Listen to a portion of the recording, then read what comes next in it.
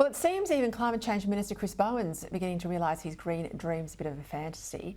We've learned he's committed millions in funding an upgrade to a blast furnace at the Port Kembla Steelworks, despite his push to phase out fossil fuels.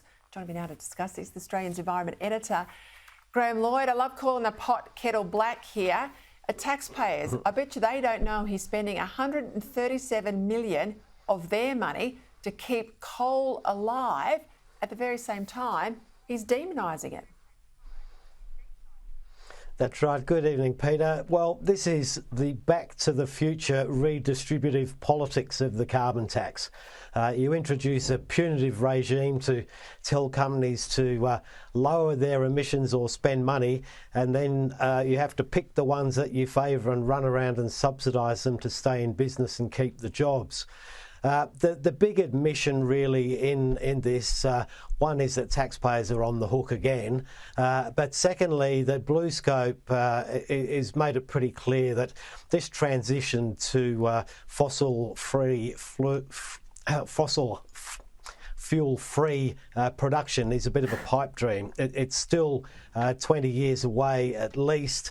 They're taking money now to really renovate the existing production process, and they're going to stick with it for a long time to come.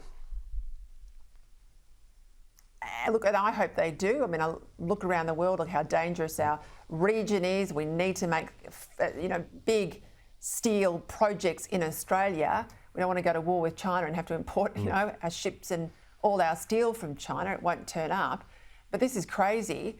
I want to ask you, though, now about this Victorian government energy upgrades scheme.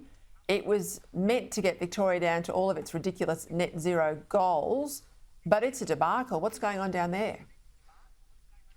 Well, this is another example of repeating the mistakes of the past. That's really the epitome was the insulation scheme in the Rudd government, where you put out a whole load of government money to encourage people to do things, and you end up getting a load of carpetbaggers come in to seize the government money. So this scheme started out with light bulbs and other small value items, and it's suddenly been expanded to fridges and cooktops and other things worth a great deal of money.